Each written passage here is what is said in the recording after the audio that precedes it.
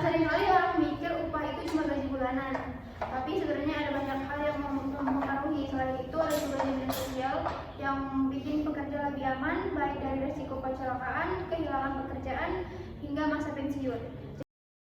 Jadi kita bakal bahas semuanya hari ini. Jadi apa yang Alia bilang itu betul, karena upah itu adalah imbalan dari pekerjaan mereka. Upah itu dapat berbentuk uang atau fasilitas, seperti yang sudah dijelaskan dalam buku nomor 13 tahun 2003 tentang ketenagakerjaan dan diperbarui lewat Undang-Undang Hak Cipta Kerja. Intinya upah itu hak dasar bekerja, jadi nggak bisa asal dikurangi atau ditentukan sembarangan. Contohnya, perusahaan nggak boleh kasih gaji pokok di bawah upah minimum regional tanpa alasan sah. Kalau sampai terjadi, pekerja punya hak untuk melapor ke pemerintah. Begitu guys. Betul banget Saskia. Dan upah itu sendiri ada beberapa jenis. Yang pertama, upah pokok, yaitu gaji dasar yang diterima sesuai dengan perjanjian kerja. Yang kedua, upah lembur. Kalau kerja di luar jam normal, biasanya dibayar lebih dari upah per jam biasa. Dan yang terakhir, tunjangan tetap dan tidak tetap, kayak transportasi, makan, kesehatan, atau tunjangan hari raya. Kalau dijumlah, semua itu membentuk total kompensasi pekerja. Jadi jangan cuma lihat gaji pokok aja. Selain itu, besar kecilnya upah dipengaruhi beberapa faktor. Yang pertama ada keterampilan dan pengalaman kerja. Yang berikut tingkat pendidikan, jenis pekerjaan dan juga lokasi kerja. Misal, upah di Jakarta biasanya lebih tinggi dibanding kota kecil karena biaya hidup berbeda.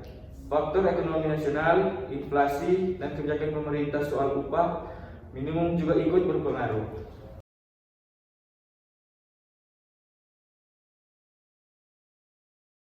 Sekarang kita bahas jaminan sosial.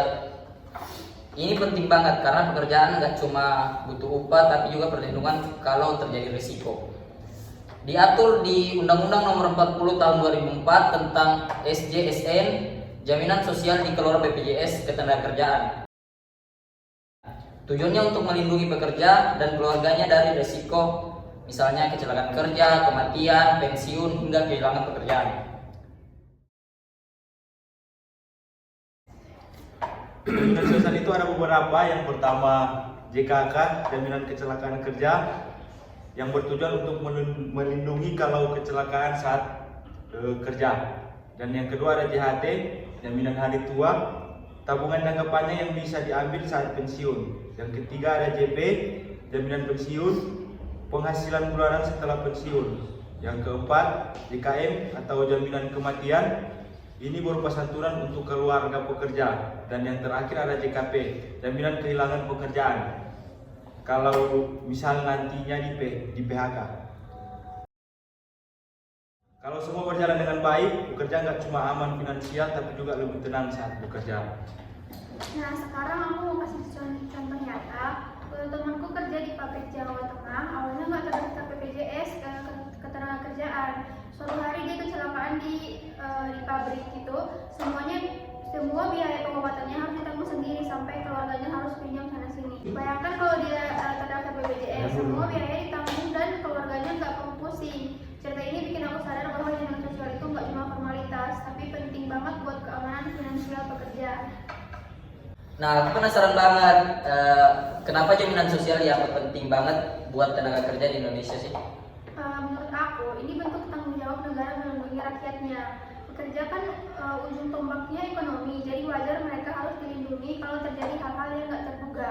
Betul tuh Alia. Selain itu, jaminan sosial bikin pekerja merasa aman dan loyal sama perusahaan. Jadi bukan cuma soal gaji, tapi rasa aman jangka panjang. Aku nambahin, jaminan sosial juga bisa mengurangi angka kemiskinan. kemiskinan. Misalnya pekerja kecelakaan kerja, keluarganya tetap bisa bertahan karena ada perlindungan dari BPJS. Tapi masalahnya masih banyak perusahaan kecil yang belum daftarin pekerjanya pakai ke BPJS. Jadi perlindungan belum merata. Nah, makanya pengawasan pemerintah penting. Semua pekerja punya hak yang sama karena jaminan sosial itu hak dasar, bukan fasilitas tambahan. Dan edukasi juga berperan sangat penting karena banyaknya pekerja yang masih belum mengerti tentang detailnya BPJS, jadi kadang nggak peduli buat daftar. Kalau pekerjanya nggak punya BPJS, apa aja resikonya? Risikonya besar. Kalau kecelakaan kerja, semua biaya pengobatan ditanggung sendiri. Kalau PHK nggak ada santunan, bisa bikin keluarga kesulitan finansial. Oke, aku mau nambahin contoh nih Alia. Jadi teman aku yang kerja di startup kecil dulu nggak punya BPJS kan. Waktu dia sakit, semua biaya pengobatan ditanggung sendiri. Bayangin kalau dia punya BPJS pasti lebih aman kan? Selain itu, jaminan sosial itu juga investasi buat masa depan. JHT dan JP bisa jadi tabungan pensiun yang aman, tanpa harus pusing mikirin inflasi atau risiko kehilangan pekerjaan. Intinya, upah itu hak sekarang. Jaminan sosial itu perlindungan masa depan. Dua-duanya sama penting. Nah, aku mau tambahin, kadang pekerja nggak ngerti detail jaminan sosial. Misalnya ada yang nggak tahu kalau JKP bisa kasih bantuan saat PHK. Jadi edukasi penting banget di sini. Kalau edukasi hukum dan kesadaran masyarakat itu jalan bersamaan, sistem ini bisa berjalan efektif. Pekerja aman, perusahaan patuh, dan negara juga untung karena tenaga kerja yang produktif. Nah, kesimpulannya, upah dan jaminan sosial tenaga kerja bukan cuma urusan ekonomi, tapi juga bentuk perlindungan dan keadilan sosial. Kalau hukum dan kesadaran masyarakat berjalan bersama, kesejahteraan tenaga kerja di Indonesia bisa lebih meningkat terus menerus. Baik, sesuai dengan saya dan teman-teman saya tadi jelaskan, kesimpulan yang kita ambil adalah pengupahan dan jaminan sosial adalah dua aspek yang sangat penting dalam sistem ketenagakerjaan yang saling berkaitan dan berpengaruh terhadap kesejahteraan pekerja. Upah berfungsi sebagai bentuk imbalan atau jasa yang diberikan oleh tenaga kerja kepada pemberi kerja, sekaligus menjadi motivasi utama dalam meningkatkan produktivitas dan kualitas kerja. Dan juga penetapan upah yang adil dan layak tidak hanya berkaitan dengan pemenuhan hak pekerja, tetapi juga menjadi alat untuk menciptakan hubungan industrial yang harmonis antara pekerja dan pengusaha.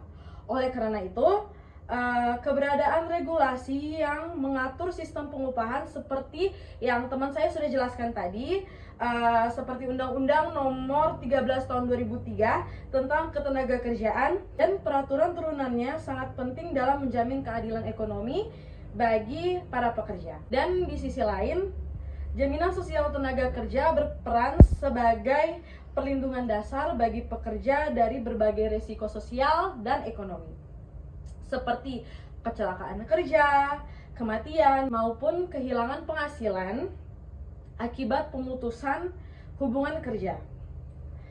Program jaminan sosial yang dikelola oleh BPJS Ketenagakerjaan menjadi wujud nyata tanggung jawab negara dalam memberikan perlindungan terhadap tenaga kerja. Dengan adanya sistem ini, diharapkan para pekerja dapat memperoleh rasa aman, stabilitas ekonomi, dan serta meningkatkan semangat dan produktivitas kerja. Secara keseluruhan, pengaturan yang baik mengenai pengupahan dan jaminan sosial tenaga kerja dapat menjadi fondasi utama dalam mewujudkan kesejahteraan masyarakat, pemerataan ekonomi, dan juga serta peningkatan kualitas sumber daya manusia di Indonesia. Terima kasih ya buat teman-teman yang sudah dengerin sampai akhir. Sampai jumpa di podcast selanjutnya.